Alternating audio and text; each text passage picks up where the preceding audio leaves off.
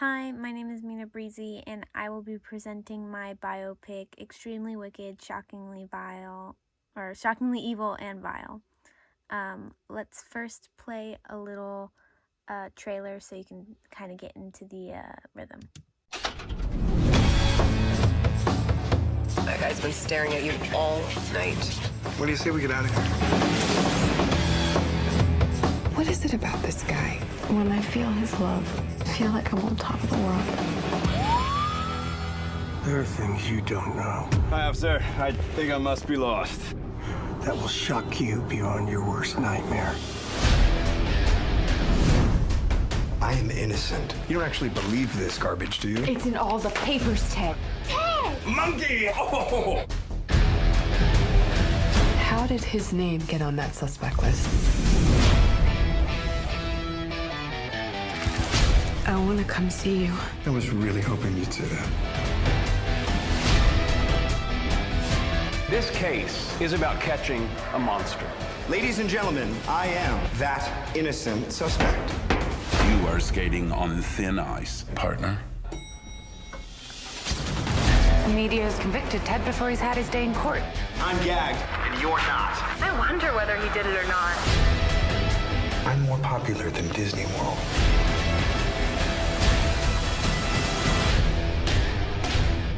Did you do these things? Absolutely not.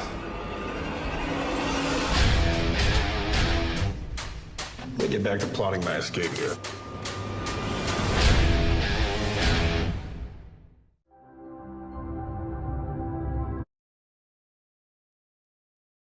To start off, we need to know the main characters. So first we have the main story character, which is Ted Bundy, who's played by Zac Efron, who is shockingly very similar.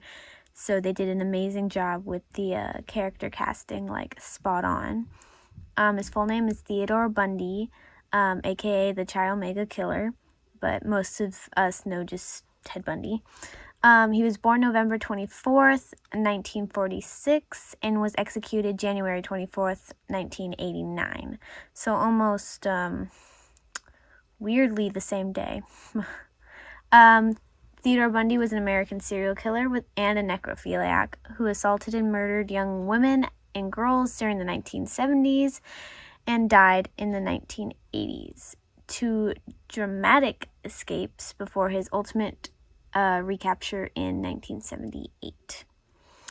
Then we have the second main character, who is kind of the story view, like the story is viewed through her eyes. Elizabeth Keffler, or played by Lily Collins, again, spot on character projection, like they look identical. She is Ted Bundy's late long-term ex-fiance or ex-girlfriend. She was born in 1946. We don't really know much about her. She kind of dropped off the face of the earth after she wrote her book. Speaking of books, she became an American author with a controversial personality. She was an assistant in Odin, Utah, and was shielded from the public eye for some time now. But recently came out with the book, The Phantom Prince, that's the book I was talking about earlier, that explains her entire love life and entire family life with her former fiance, Ted Bundy. Like I said, the movie is kind of in her view, so most of the time we see it as she is seeing it, like how her life is based off her book, basically. The film itself, it was released on May 3rd, 2019, so it's almost its anniversary of 2 years. It was directed by Joe Bringlier, if I'm pronouncing that right, starring Zac Efron, Lily Collins, Maya Scudero, Haley Joel Osment, Joe Patterson, Joe Malevich, pronunciation's probably a little bad, and James Hetfield, something like that. It was produced by Michael Cousin, Nicholas Carter, Joe Billinger, Arkeshinage, and Michael Schminken. So, amazing job. Good job, guys. And it's based off The Phantom of the Prince, My Life with Ted Bundy by Elizabeth Kendall. She changed her last name because she got remarried, which is in the film. So that's a little poster right there. It's a bit grainy, but it's one of the many posters of the film. A little background on the film. Extremely Wicked, Shockingly Evil, and Vile is a 2019 American bibliography, or biopic, criminal drama film about the life of the serial killer Ted Bundy, which I explained in the beginning. The film is based off of Ted Bundy's former girlfriend, Elizabeth, her memoir, The Phantom Prince. The film stars Zac Efron as Bundy, Lily Collins as Kendall, and Kaya Scandolero as Bundy's wife, Carol Ann Boone, and John Malkovich as Edward Cowart, the presenting judge at Bundy's trial.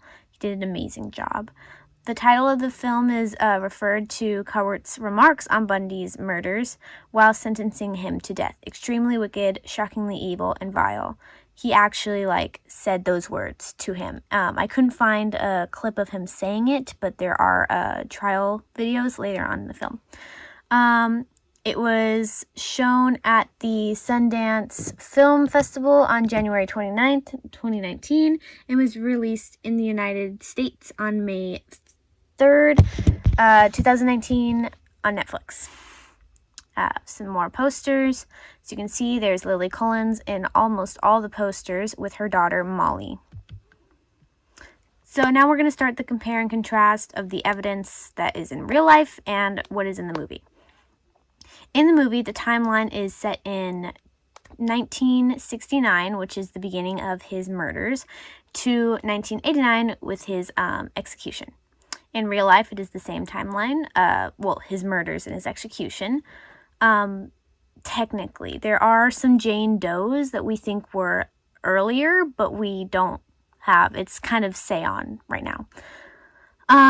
For the captures and escapes, which is one of the main events in the film, in the movie, the capture of 1974, the first one, was after a cop stops his VW in Utah. He was been following around by these cops after a composite sketch was sent out of him.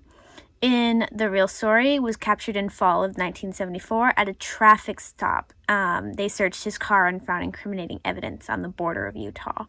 So the composite sketch actually came out after he was captured because the girl that was attacked held her silence for a while. She didn't immediately come out. The second attack, where the survivor was a very verbal, she did the composite sketch. So the first victim that survived kept her silence. The next one is his first escape. He jumps out the court window 2 stories in 1977, Colorado, Aspen, and was captured again 6 days. This is true fully in 1977, and he jumped out the window and ran into the mountains, and they later found him as he was walking himself to be turned in. So it was yes and no. He was captured, and the day and the time and the way he was escaping is true, but he turned himself in. They did not capture him. He was walking towards the courthouse. They didn't go out and find him. Well, they did, but they didn't find him. He turned himself in. The second escape, where he saws himself a little hole in the ceiling of his prison cell and loses 30 pounds to slip in like a little weasel. It was in the film, and it was in Florida after 3 more murders. And it's in the movie, it's implied it's because Liz dumped him, and so that's why he escaped, and then he ran away to Florida for a while. It doesn't really say in the film how long he escaped. It just shows him in Florida, and then 3 other murders happen, and then he gets arrested. In real life, the second time happens exactly that. He saws his way through the ceiling, loses 30 pounds. Has nothing to do with Liz, though. The film did kind of add that in for some spice. It didn't really work, though. That's not why it happened. He disappears into Florida for roughly 3 months and then is caught again by the police. And there were 3 murders, well, actually 4 murders that happened in Florida. So it is correct, except to that one little bit about Liz that was not true. So hit and miss. There's some photos. On the top left, we see in the film where he is being captured by police. Down one is another film of when he first escapes and changes into another outfit so that he can run away. Second one, the third one underneath that is when he jumped out the window. That is exactly the outfit that he was wearing. As you see to the one a little up towards it, that is an actual photo of Ted Bundy that he was wearing when he was in Aspen, Colorado. Above that is a wanted poster when he ran away to Florida. Across from that is his cell, and then below that you can see the little hole that he carved out with, I think, a plastic knife. That is one of the reasons why they do not give utensils to prison people anymore, because of Ted Bundy's escape. Another compare and contrast, we have the trial. So trial drama is a huge thing in the film and also in real life. So in the movie, he repeats himself, and he also represents himself, which is not good for him. He is not a good lawyer. As much as the film wants to make it seem like he was a good lawyer, he's not a good lawyer. He starts fights with his attorneys. He proposes to Carol Ann Boone mid-court hearing. That in the movie you see it. She was called on to the stand, and he examines her or something, and then he proposes to her to be like, "Oh, you wouldn't try me for murder on my wedding day." Pre-trial plea bargain that happens in the film is neglected, and that Bundy would plead guilty to killing the two sorority girls and the 12-year-old Kimberly Leach, which is very sad if you actually read the profile of that murder. And in exchange for a 75 prison sentence instead of death. Bundy does not like this and has an outrage in the court, which you see in the film. He was sentenced to death row, and the words spoken by Judge Edward Cowart, extremely wicked, shockingly evil, and vile at the end of his trial and in the film, was said. Now, in real life, the trial drama is a bit similar. He tries to represent himself, but ends up getting attorneys that he constantly fights with and fires every other day, but he never gets new attorneys. He's just constantly fighting with them, no matter what. Sorry for the shaking. Again, he starts fights and speaks without permission. The judge is actually very disgusted by his rudeness that he shows by speaking without permission, stuff like that. He does propose to Carol at the witness stand. That is what happened, exactly like the film. I was shocked to see how well represented the film made it, because it's exactly what happened. He was given the death penalty twice. He received another death sentence in 1980 for the murder of Kimberly Leach. Bundy appealed, trying to take his case as high as the Supreme Court. They don't say that in the movie. They kind of make it seem like, oh, he just wanted the 75-year. No, he was tried for 3. And his attorneys wanted him to plead insanity. They wanted to get him a test and everything. But he had the whole thing where, I'm not insane, I'm innocent. He wasn't, but he was also not innocent. He was sentenced to death row. That did happen in 1980. He later died by execution. He did not die in death row like many other serial killers, because he was not in California. He was in Florida. And the words spoken by Judge Cowart actually did happen at the end of his trial. Shockingly, extremely wicked, shockingly evil, and vile. That is the exact words. Some more pictures here. So first I'm going to show you some videos. First we're going to show the video of the proposal.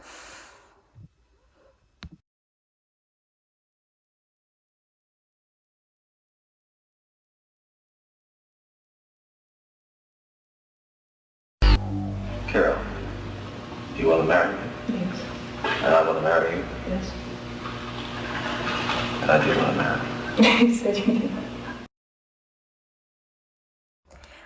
So as you can see, that is very nonchalant what happened. The film kind of dramatizes it a little more than it actually did.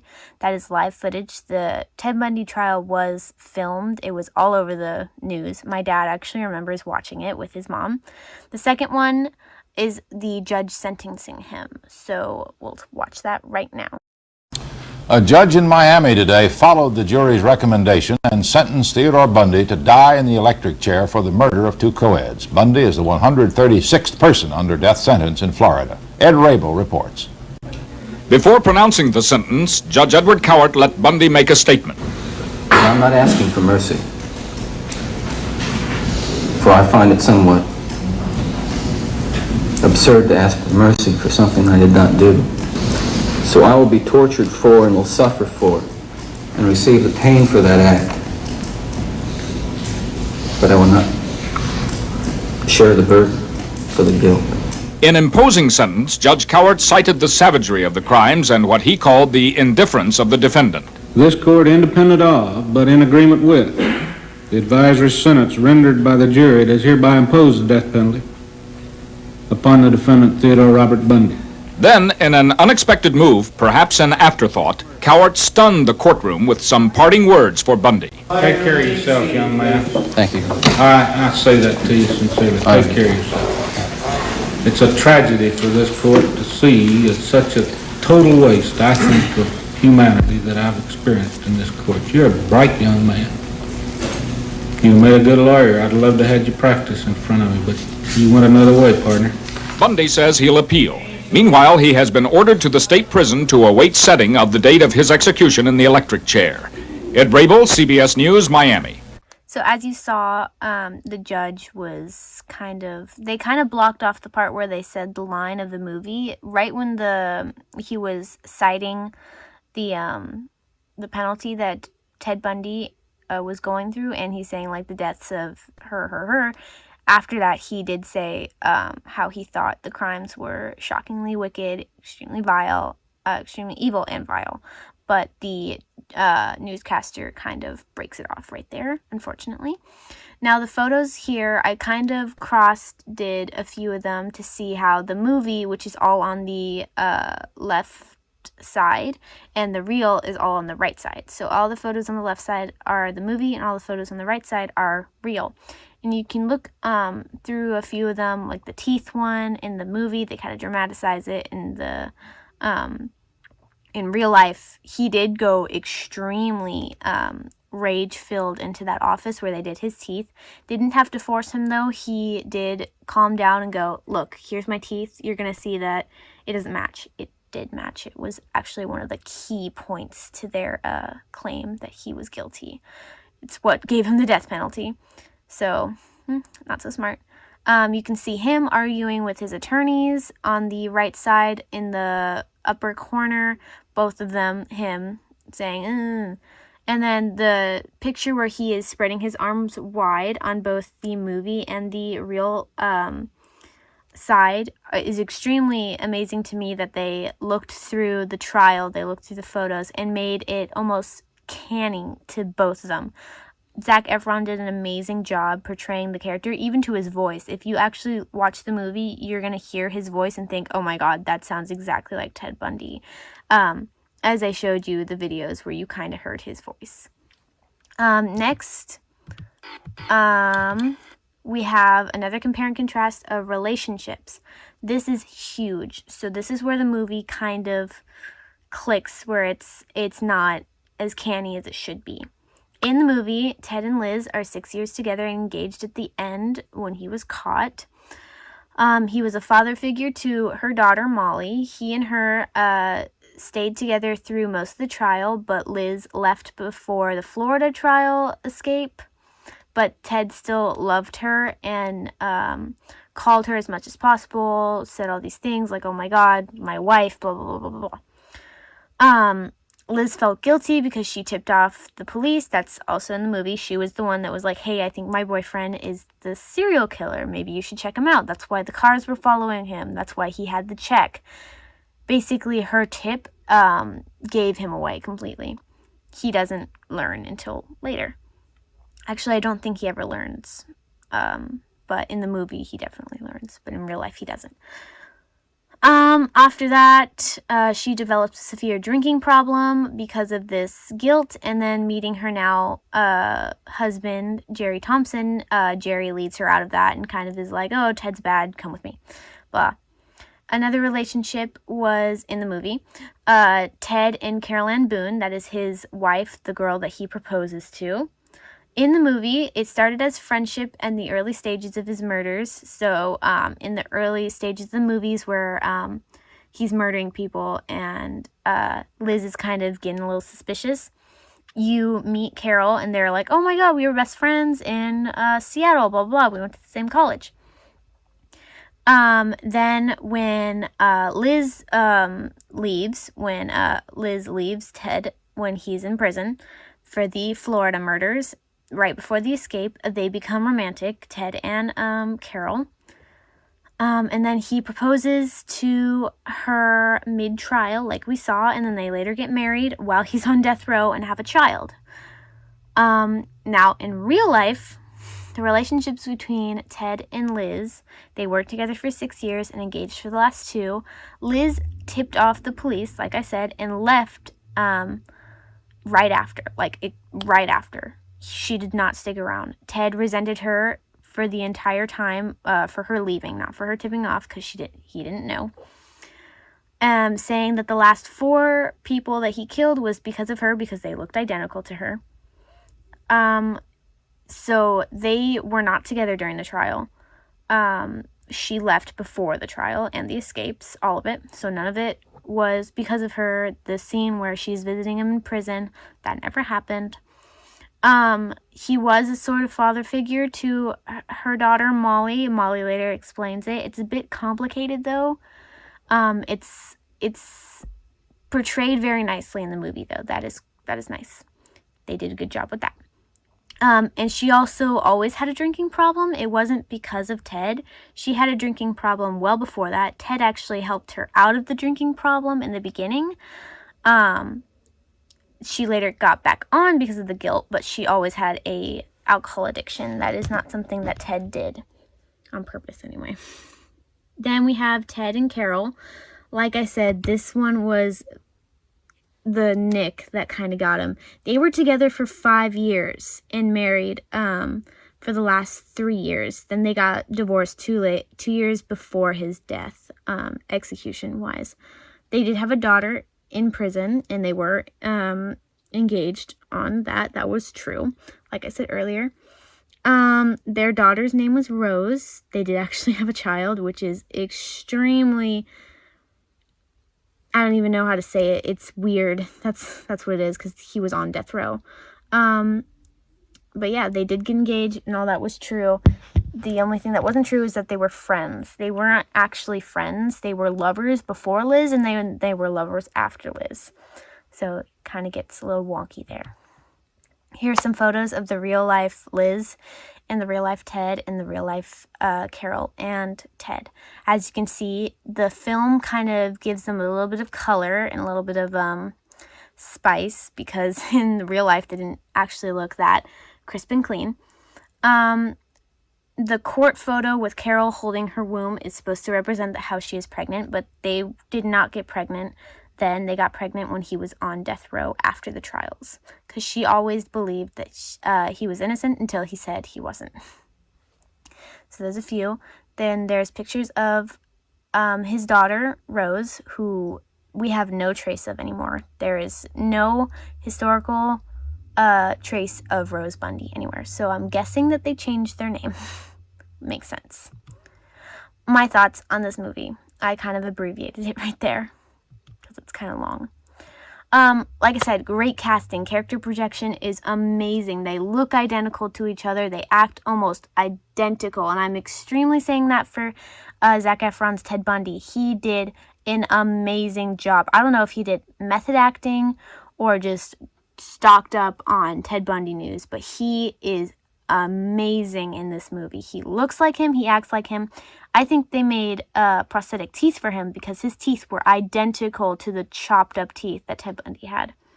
And the nice guy act it was perfect. Like, I don't know what's with these Disney characters and being really good serial killers. If you ever look at that, look into that. And there's the mostly correct timeline.